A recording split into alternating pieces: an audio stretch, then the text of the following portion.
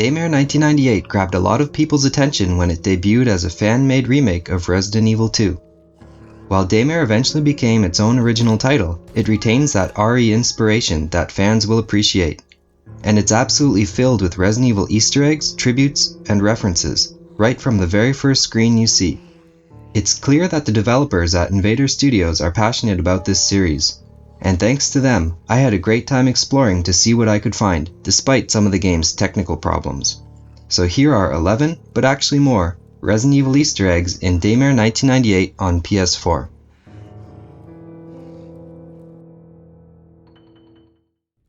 Number 1. Shinji Mikami. An homage to the RE series creator Shinji Mikami can be found early in the first chapter of Daymare. You come across a letter explaining the origins of the virus turning everyone into zombies. It turns out the person behind the bioweapon was someone named Admiral Shinji M. Clearly, that's a reference to Shinji Mikami. I think it's a fitting role for the person that launched a beloved series and popularized the survival horror genre to be the catalyst to the events of Daymare. And one further link to Shinji Mikami is that, according to the letter, the weapon was launched from Osaka, Japan, where Capcom's headquarters are. Number 2. Dearest Alma. An email can be found at the end of Daymare's Chapter 1, and the first line reads, Dearest Alma. Sound familiar? That's because it's a direct reference to the researcher's will from Resident Evil 1, which can be seen when playing only as Chris, and it's addressed, My Dearest Alma. This letter really stuck in my head because Alma is such an unusual name, but the person who wrote the will is named Martin Crackhorn. Crackhorn. So the Resident Evil series now has Martin Crackhorn and Martin Sandwich. Unfortunately for Alma, both men's fates are already sealed as they're killed by the evil bioweapons companies they work for. However, the real tragedy here is that Alma will never become Mrs. Alma Crackhorn. Number 3. The Founder. This next one is a double Easter egg. In Chapter 3, there's a puzzle that tells you about the history of Daymare City, Keensight. You also learn about its founder, someone named Spencer Crackhorn. Maybe Martin came from a long line of illustrious Crackhorns. Anyways, the name Spencer is also an Easter egg for Oswell E. Spencer, one of the founders of the Umbrella Corporation, and it's Spencer's mansion where Resident Evil 1 takes place. Spencer makes an appearance in Resident Evil 5. He's old, frail, and wheelchair-bound, which is why I think this next scene in Daymare is another Spencer Easter egg. Late in Daymare's Chapter 1, you find the Founder's office, and this is likely what's left of the Founder, who's also in a wheelchair. It could just be coincidence, but look at this room. It's decorated just like the Spencer mansion. Also seen in the Founder's office is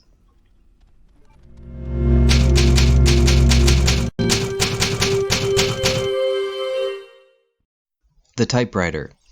An icon of the Resident Evil series, first introduced as a way to save your game. A typewriter can be seen on the Founder's desk. This typewriter isn't functional, but you can examine it for a close-up. Some later areas in Daymare even include the calming RE-style save music that we all know and love. Have a listen.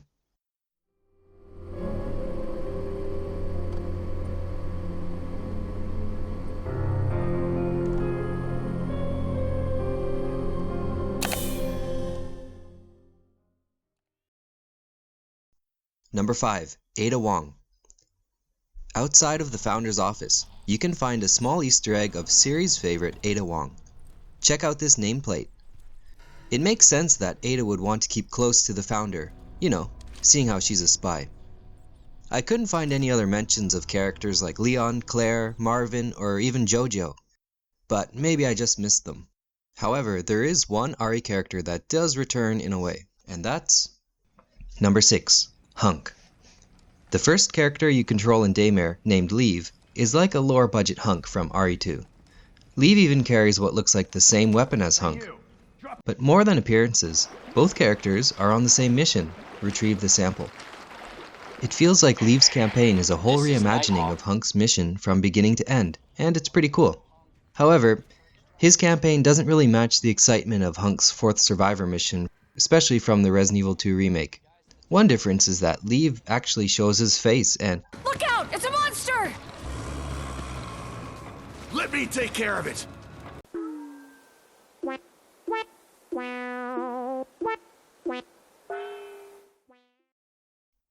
Number 7. V-Jolt.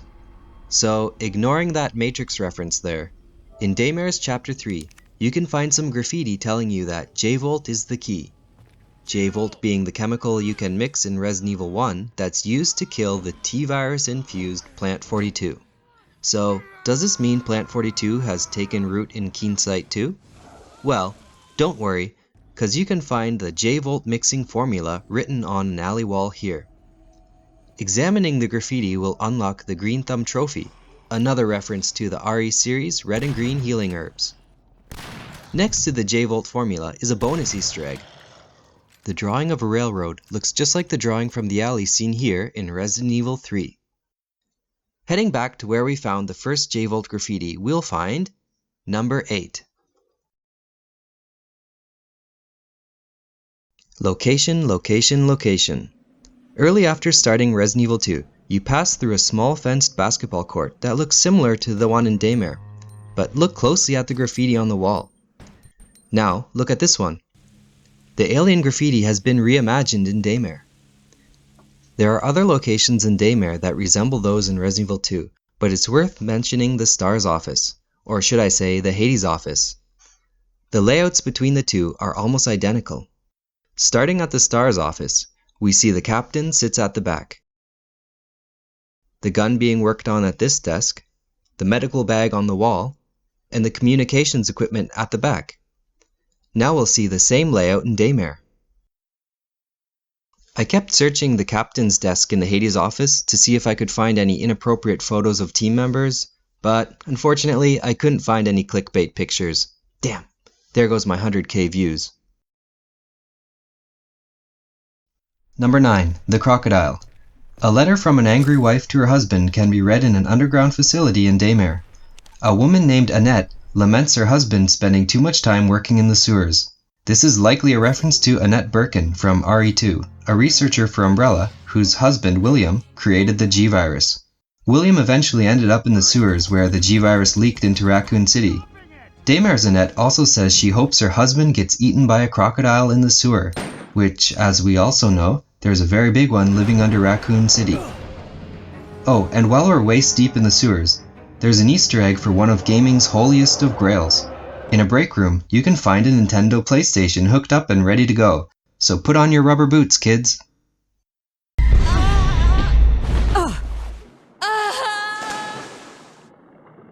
Too bad.